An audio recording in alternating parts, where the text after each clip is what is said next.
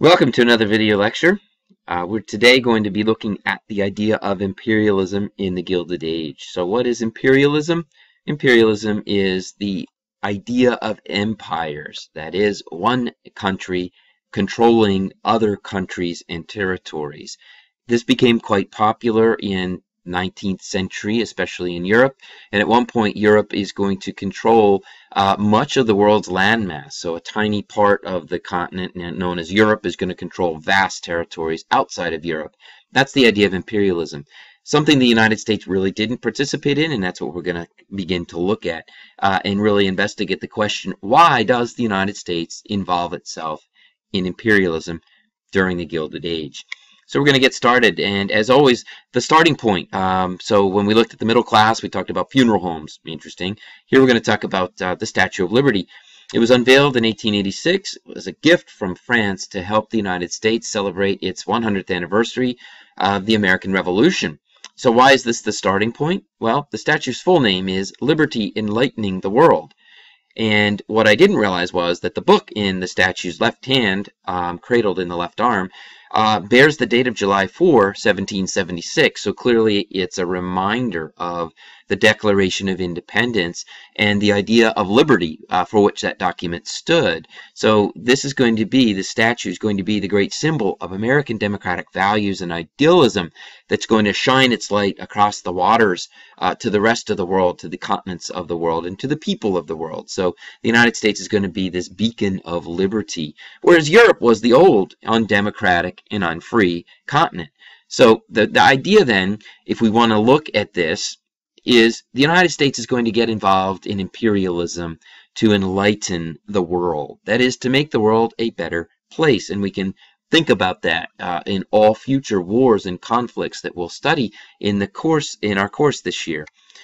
So moving forward, we're going to take a step backward, actually. And the question is isolationism versus involvement. And for much of its history, the United States was an isolationist nation.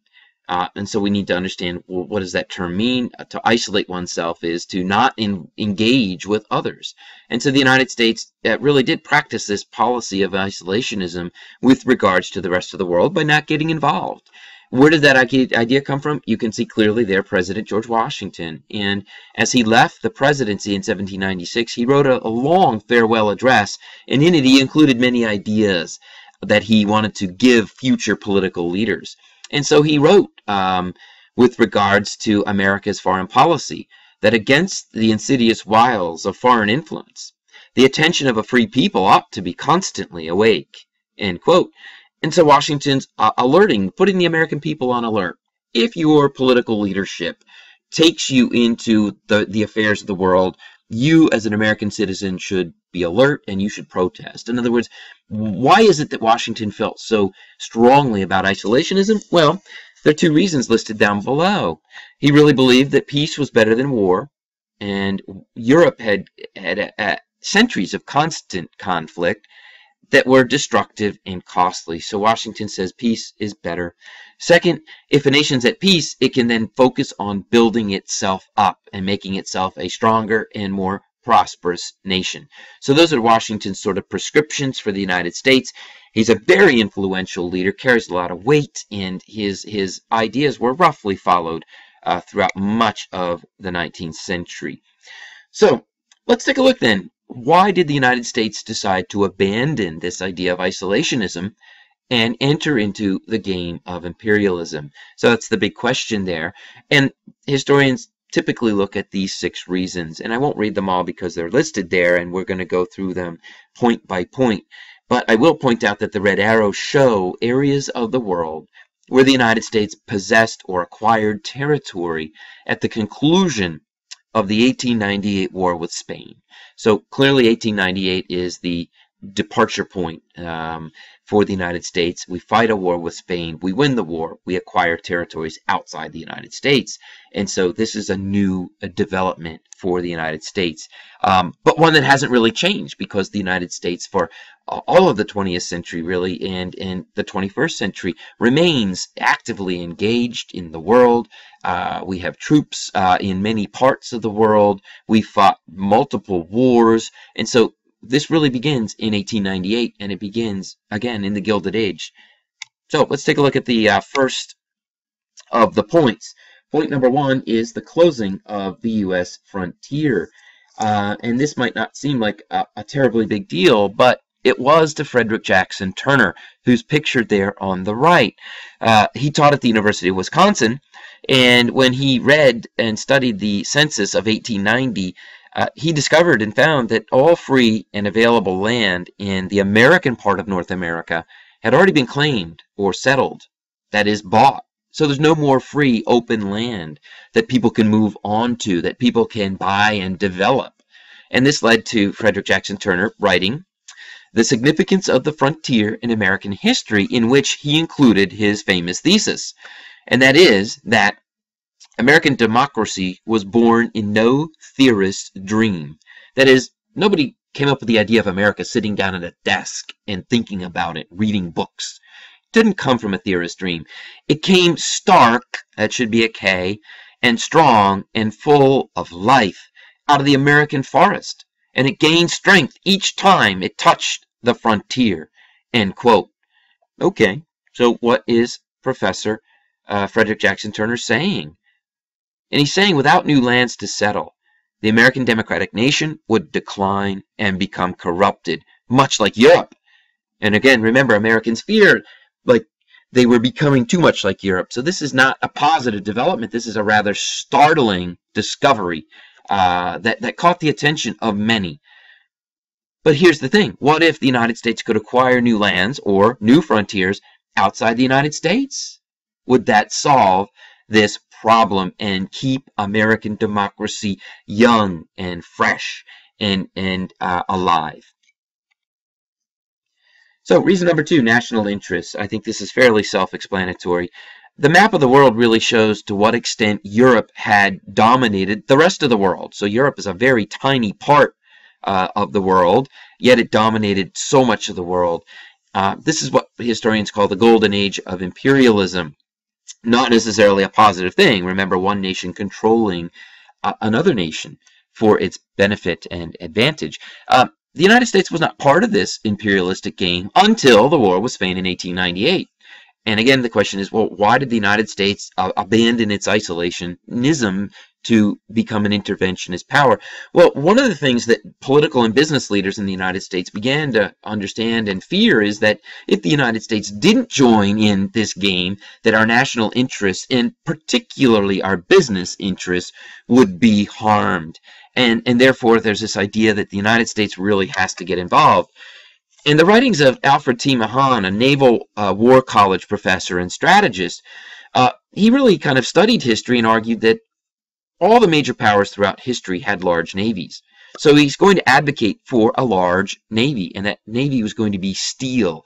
So why is Mahan's writing that came out in 1890, why is that influential, or why did it make an impact? Well, because the United States had developed into one of the great economies of the world. Our businesses were booming, producing lots of steel. What are you going to do with that steel? Well, now you're going to then not only build railroads, but you're going to build steel ships and naval ships that are going to allow the United States to become involved in the world, to patrol the world's waterways, to protect our business interests. So Mahan's idea comes along at the right time. That is, the time was right for this. If you look in the lower part of the screen, you can see that in 1891, the U.S. Navy had 46 ships, not that many. By 1900, 9 years later, we had 200 ships. So the United States is going to get serious about building up its capability to protect its national interests, in particular its trade interests. Reason number three, new markets. We know that the U.S. economy grew by leaps and bounds during the Gilded Age. But, and here's the problem, too much production and not enough customers to buy those goods, it creates a recession. And in 1893, there was a very, very bad recession. 25% of the U.S. workforce unemployed, leading to the loss of thousands of jobs. Thousands of factories closed down, at least temporarily. So what's the solution? Well, one solution would be acquire access to foreign ports and foreign markets so that U.S. companies could sell their goods there. The factories could reopen, rehire workers, and we could get the U.S. economy back on its feet.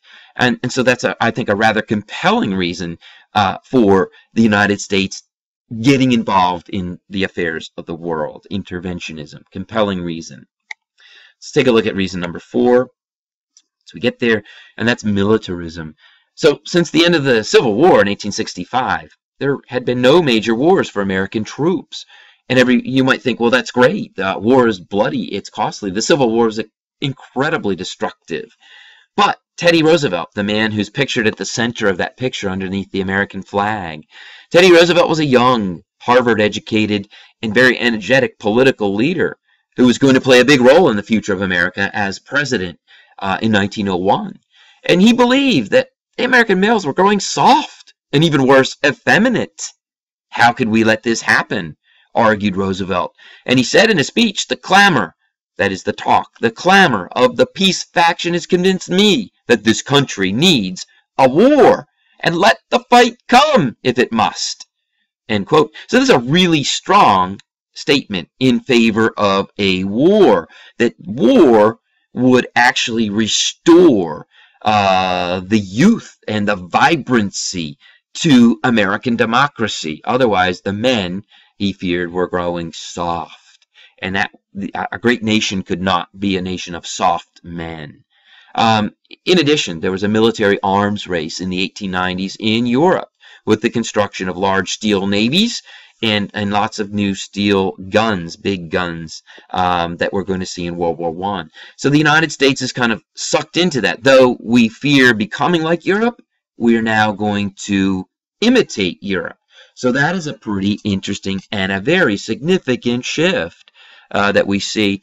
And again, you see Teddy Roosevelt there with his Rough Riders, a group of volunteer soldiers who fought the Spanish in the Spanish-American War down in Cuba. And they were obviously victorious. You can see them there in this picture. So it's kind of ironic that we're going to follow Europe in that regard. Let's take a look at another reason, and that is racism. The British had built the world's largest empire by 1900. And one way that the British justified their empire was race. That is, white Anglo-Saxons, British people, were far superior.